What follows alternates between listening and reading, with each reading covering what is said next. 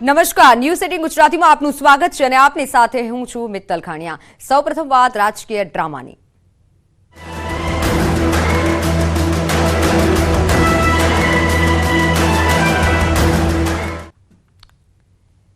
તો ભરૂચમાં લોકસભા બેઠક પર ચૂંટણીને લઈને હવે ગરમાવો આવ્યો છે। ભાજપ કોંગ્રેસ એઆઈએમઆઈએમ બાદ હવે નવો પક્ષ રેસમાં છે। છોટુ વસાવાએ નવા સંગઠનની જાહેરાત કરી છે। ભારત આદિવાસી સેનાની જાહેરાત કરી છે। મહેશ વસાવા ભાજપમાં જોડાતા નવા સંગઠનની જાહેરાત કરી છે। નવા સંગઠનમાં દીકરા દિલીપ વસાવાને અધ્યક્ષ બનાવશે। પહેલા બીટીપીના સહસંયોજક છોટુ વસાવા હતા। છોટુ વસાવા ટૂંક સમયમાં ચૂંટણી લડવા અંગે હવે જાહેરાત કરશે। મોટી સંખ્યામાં આદિવાસીઓ છોટુ વસાવા સાથે નવા સંગઠનમાં જોડાયા છે। આદિવાસીઓનો સપોર્ટ છોટુ વસાવાને મળ્યો હતો પહેલા પણ અને હવે રાજકીય રીતે ગરમાવો આવ્યો છે કારણ કે છોટુ વસાવાએ જાહેરાત કરી છે। ઓનલાઈન પર સંવાદદાતા દીપક જોડાઈ ચૂક્યા છે। દીપક, છોટુ વસાવાને લઈને હાલ શું વધુ વિગત? બિલકુલ, વાત કરીએ તો જે ભરૂચ જે લોકસભા બેઠક છે, લોકસભા બેઠક પર રાજકીય ગરમાવો તેજ થઈ ગયો છે કારણ કે પહેલા આપના જે ચૈતર વસાવાને જાહેર કર્યા બાદ ભરૂચમાંથી જે ભાજપમાં સાંસદ મનસુખ વસાવાને 7મી ટર્મ ટિકિટ આપી છે ત્યારે જે બીટીપીના અધ્યક્ષ મહેશ વસાવા હતા જે અધ્યક્ષ ભાજપમાં જોડાઈ જતા હવે જે છોટુ વસાવા છે જે છે એવો નવું સંગઠન જાહેરાત કરી ચૂક્યા છે। કારણ કે જે બીટીપીના અધ્યક્ષ મહેશ વસાવા હતા તેમના દીકરા છે, છોટુ વસાવાના દીકરા છે મહેશ વસાવા, એ ભાજપમાં થઈ જતા આજે નવા સંગઠનની જાહેરાત કરી છે અને એમને જાહેરાત પણ કરી છે કે ટૂંક સમયમાં તેઓ ભાજપ લોકસભા પણ લડવા જઈ રહ્યા છે। આ ખાસ વાત કરીએ તો જે નવું સંગઠન છે જે નવું સંગઠનમાં એ પોતાના દીકરા જે દિલીપ છે, બીજા અન્ય દીકરા છે તેમને અધ્યક્ષ પણ બનાવવાની વાત કરી રહ્યા છે। એટલે કહી શકાય કે જે ભરૂચ લોકસભા બેઠક છે એ હોટ સીટ બનતી જઈ છે અને ખાસ જો જોવા જઈએ તો આ આદિવાસી પ્રભુત્વ ધરાવતી આ બેઠક છે અને આદિવાસીઓ જ આના પર જે ખાસ કરીને વોચ રાખતા હોય છે અને જે નેતાઓ છે આદિવાસીઓને વોટ બેંક છે। તો આપણી સાથે અત્યારે છોટુ વસાવા જોડાઈ ચૂક્યા છે। ન્યૂઝ 18 ગુજરાતીમાં આપનું સ્વાગત છે। આપે નવા સંગઠનની જાહેરાત કરી છે, આપની પ્રતિક્રિયા? Thank you. નવું સંગઠન તો એટલા માટે બનાવવું પડે કે આ દેશની અંદર સરકાર જેવું અમારા માટે તો છે જ નથી। લૂંટ ચલાવવા વાળી સરકારો બની જાય તો અમારે નવા સંગઠન બનાવવા જ પડે ને।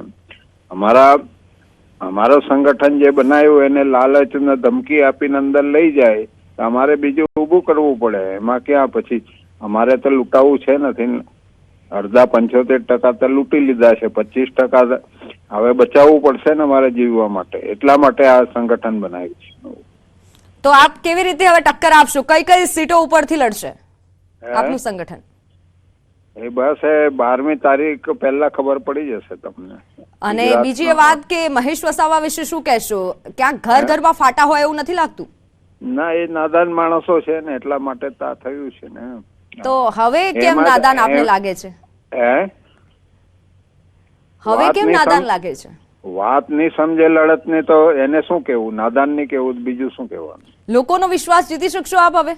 હા, લોકોનો વિશ્વાસ મતદારોનો? હા, અમારે લોકોનો જ વિશ્વાસ જોઈએ ને, બીજો કોનો જોઈએ? તો જીતી શકશો આગળ? કેમ નહીં? પણ કયા કયા મુદ્દાઓની સાથે આપ આગળ વધશો નવા સંગઠન સાથે? કયા કયા મુદ્દાઓ લોકો સમક્ષ રાખશો હવે નવા સંગઠનમાં? કેમ, અમારા મુદ્દા થોડા હલ થઈ ગયા છે એને નહીં રાખશું? જે કયા કયા મુદ્દા છે? પાંચમો શેડ્યુલ, 6 શેડ્યુલ, જે અમારી સિંચાઈ, અમારી જે જમીનો છે, અમારું જે ખનિજ છે, એ બધા મુદ્દા છે જ ને જે આજે ચોરી થઈ રહી છે। એ મુદ્દા લઈને લડશું અમે, શા માટે નહીં લડીએ? મહેશ વસાવા વિશે શું કહેશો હવે? મેં કહ્યું ને તો નાદાન હોય એટલે એને વારંવાર એની વાત કરવાની મને પેલું નથી એમ કહેવાનો મતલબ। અન્ય કોણ કોણ આપના સંગઠનમાં સામેલ હશે તે જણાવી શકશો? છોટુભાઈ, અન્ય કોણ કોણ આપના સંગઠનમાં સામેલ હશે? એ ઘણા લોકો હશે। નામ જણાવી શકશો? ના, આજે નહીં જણાવું ને તો ખબર પડી જશે ને 8-10 દિવસમાં શું થયું। આપનું જે નવું સંગઠન છે તેમાં મહેશ વસાવાને આમંત્રણ આપશો? મહેશ વસાવાને આપના સંગઠનમાં આમંત્રણ આપશો? ભાજપમાં જાય એને કોણ આપે? એટલે નહીં આપો? જી, આભાર આપનો ન્યૂઝ 18 ગુજરાતી સાથે જોડાવા બદલ। તો આપણી સાથે છોટુ વસાવા આદિવાસી નેતા જોડાયેલા હતા। તેમનું કહેવું છે કે આમંત્રણ મહેશ વસાવાને નહીં મળે, કારણ કે ભાજપમાં જાય તેને કોણ આમંત્રણ આપે તેવું સીધું તેઓએ પ્રહાર કર્યો છે. ભરૂચ બેઠક પર ફરી એકવાર રાજકીય ગરમાવો આવ્યો છે, કારણ કે છોટુ વસાવાએ અલગ સંગઠનની જાહેરાત કરી છે. 12 તારીખ પહેલા બેઠકો અંગે વાત કરીશ અને તેઓએ અન્ય વધુ વાત કરવાનો ઇનકાર કર્યો છે, પરંતુ તેઓએ સીધું કીધું છે કે લોકોનો વિશ્વાસ પણ આ વખતે જીતીશ અને કરી બતાવીશ. ભરૂચ બેઠક પર રાજકીય ગરમાવો વધુ ને વધુ હવે તેજ થઈ રહ્યો છે. ક્યાંક ને ક્યાંક પરિવારમાં પણ ફાટા હોય તેવું જોવા મળી રહ્યું છે.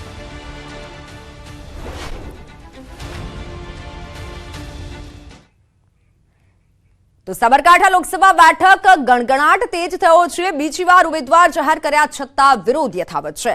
ભાજપના જ કાર્યકર્તાઓમાં ઉતરતો ચરુ જેવી સ્થિતિ અત્યારે જોવા મળી રહી છે. કોંગ્રેસમાંથી ભાજપમાં આવેલા નેતાઓને ટિકિટ આપતા રોષ જોવા મળ્યો છે. સોશિયલ મીડિયામાં કાર્યકર્તાઓએ રોષ ઠાલવ્યો છે. કાર્યકર્તાઓમાં અંદરો અંદર રોષ જોવા મળી રહ્યો છે. રાજકારણ વધુ ગરમાયું છે. અગાઉ ભીખાજી ઠાકોરને ટિકિટ આપી હતી. ભાજપની ટિકિટ બદલવાની ફરજ પડી હતી. મહેન્દ્રસિંહ બારૈયાના પત્નીને ટિકિટ અપાતા ફરી વિવાદ સર્જાયો છે. સાબરકાંઠા અરવલ્લીમાં ભાજપમાં કાર્યકર્તાઓમાં આક્રોશ છે. કાર્યકર્તાઓ સોશિયલ મીડિયામાં આક્રોશ ઠાલવી રહ્યા છે. સોશિયલ મીડિયામાં ચેટ બાદ હવે વિડીયો બનાવી વિરોધ કરી રહ્યા છે. મૂળ કોંગ્રેસી નેતાઓને ટિકિટ આપતા વિરોધ સર્જાયો છે. 25 થી 30 વર્ષથી ભાજપ માટે સક્રિય કામ કરતા કાર્યકરોમાં આક્રોશ છે. યુવાન મતદારથી લઈ અને જૂના મતદારોના વિડીયો વાયરલ થઈ રહ્યા છે. તેમને ઉમેદવાર કોંગ્રેસમાંથી જ મળ્યો છે તેવું કાર્યકર્તાઓનું કહેવું છે. 30 વર્ષથી દિવસ રાત ભાજપ માટે કામ કરતા કાર્યકર્તાઓને પાર્ટી ભૂલી ગઈ છે તેવા સીધા પાર્ટી માટે જ કાર્યકર્તાઓએ આક્ષેપ કર્યા છે. એટલે સાબરકાંઠામાં હવે ઉકળતા ચરુ જેવી સ્થિતિ જોવા મળી રહી છે. કાર્યકર્તાઓ સોશિયલ મીડિયાના માધ્યમથી પોતાનો વિરોધ ઠાલવી રહ્યા છે. પહેલા ભીખાજીને ટિકિટ આપતા વિરોધ થયો હતો અને ત્યારબાદ હવે જે વિરોધ છે તે સોશિયલ મીડિયામાં આવ્યો છે. વિરોધ વધી રહ્યો છે.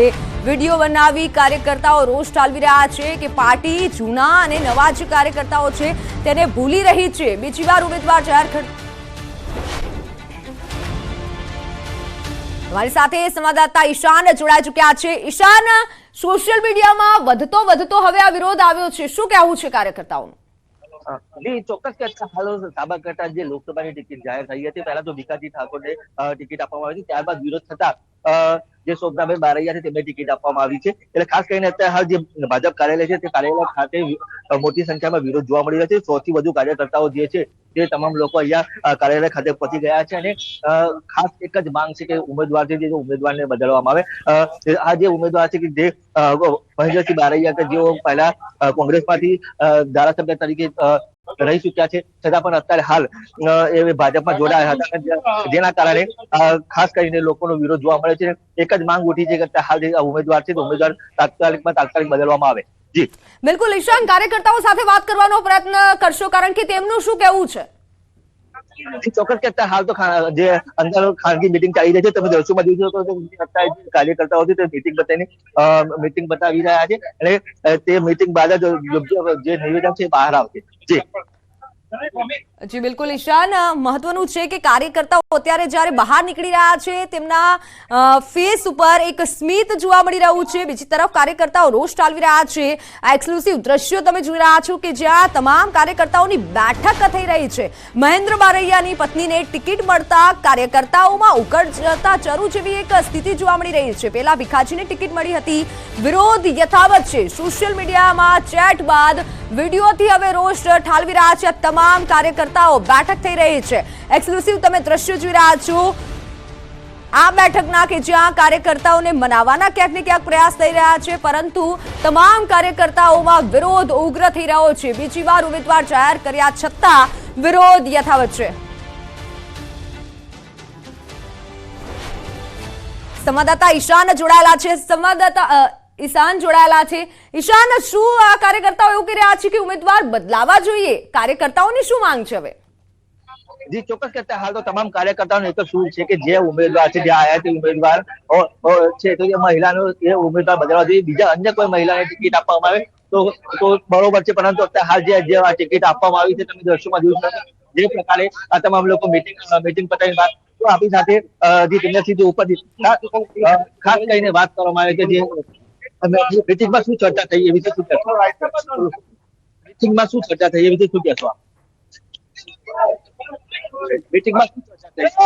જિલ્લા પ્રમુખે વાત કરી કે ઉપરમાં આમાં પ્રદેશમાં આમાંથી વાત કરું છું હું જે નિર્ણય જણાવું તમને. કઈ નિર્ણય લેવામાં ઉમેદવારી બદલવાની માંગ છે? આ બધા સ્થાનિક ઉમેદવાર બધા વાત કરી છે. હવે જે થાય ખરું બધું હવે. હાલ તો ખાસ કરીને લોકો સ્થાનિક ઉમેદવાર બદલવાની માંગ છે. ઉમેદવાર જોઈએ તો સ્થાનિક ઉમેદવાર હોવો જોઈએ અને આયાત ઉમેદવાર છે તેને ઉમેદવાર બદલવાની હાલ તો માંગ ઉઠી છે. બીજી વાત ઈશાન કે તમામ કાર્યકર્તાઓનો જે વિરોધ છે જેનાથી પાર્ટીને શું આગળ અસર થશે?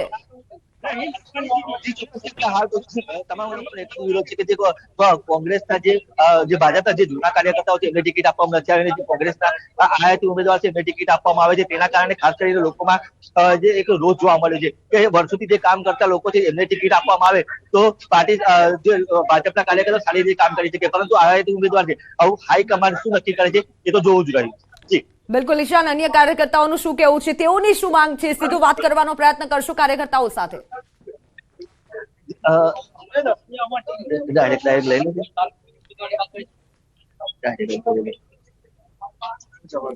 તો ભાજપના જ કાર્યકર્તાઓમાં આક્રોશ છે એક પ્રકારનો. આ બેઠકના દ્રશ્યો છે કે જ્યાં તમામ કાર્યકર્તાઓ સાથે બેઠક થઈ રહી છે.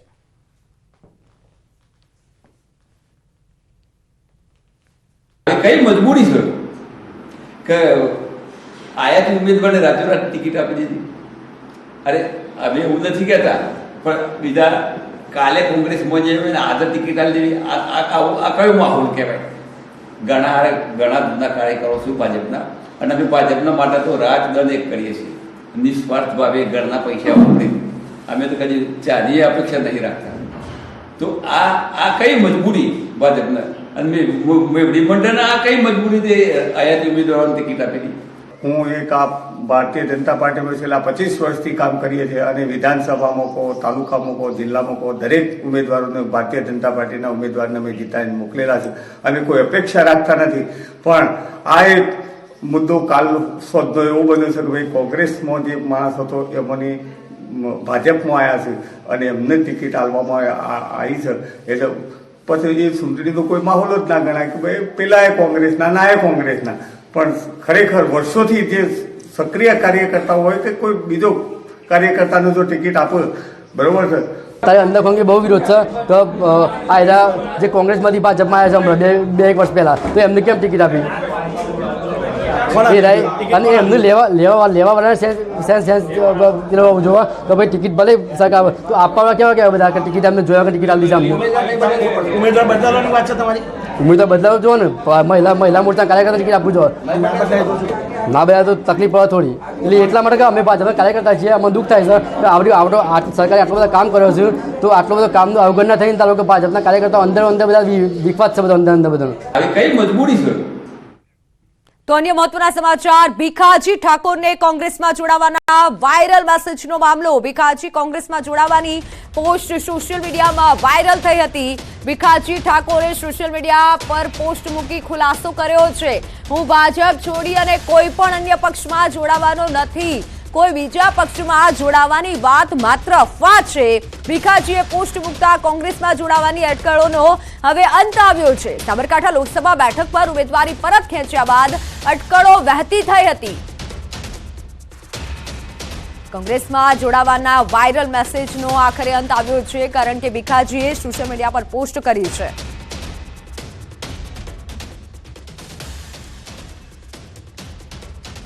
તો માફી બાદ પણ રૂપાલા સામે રોષ યથાવત છે. સુરેન્દ્રનગરમાં ક્ષત્રિય સમાજની બેઠક મળી. રૂપાલાના નિવેદનને લઈને બેઠક યોજાઈ. રૂપાલાએ માફી માંગી છતાં ક્ષત્રિય સમાજમાં રોષ જોવા મળી રહ્યો છે.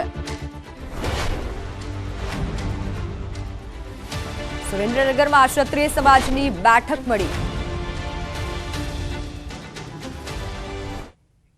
તો અરવલ્લીમાં શક્તિસિંહ ગોહિલના ભાજપ પર પ્રહાર. ભાજપે સાબરકાંઠામાં ઉમેદવાર બદલવા પડ્યા. ભાજપના કાર્યકર્તાઓમાં અસંતોષ છે. કામના બદલે કારનામામાંથી લોકોમાં આક્રોશ છે. ત્યારે શક્તિસિંહ ગોહિલે આક્ષેપ કર્યા છે કે કામના બદલે કારનામાથી લોકોમાં આક્રોશ છે. જે ભારતીય જનતા પાર્ટી 5 લાખ મતથી જીતીશું એવી વાતો કરનારી પાર્ટીએ ઉમેદવારોને આમથી આમ બદલવાનું કામ કરવું પડે છે અને કોઈ સારા ઉમેદવાર હોય તો એને દબાણ કરીને પણ કહે કે ભાઈ હવે તમને પહેલા જાહેર કરી દીધા, હવે તમે સોશિયલ મીડિયામાં કહી દો કે મારે ચૂંટણી લડવી નથી. ક્ષત્રિય સમાજ અંગે પરસોત્તમ રૂપાલાએ કરેલા નિવેદન પર ક્ષત્રિય સમાજમાં નારાજગી જોવા મળી રહી છે. ગુજરાત ક્ષત્રિય સભા પ્રમુખે પણ નિવેદનને વખોડ્યું છે. જે સમાજનો ઉજળો ઇતિહાસ છે, જે સમાજે આ દેશની એકતા, અખંડિતતા, સાર્વભૌમત્વ માટે પોતાના 562 રજવાડાઓ અને ગુજરાતના 225 રજવાડાઓ માં ભારતીના ચરણે અર્પણ કર્યા હોય અને જે સમાજનો ઉજળો ઇતિહાસ હોય, આ બહોળો ક્ષત્રિય સમાજ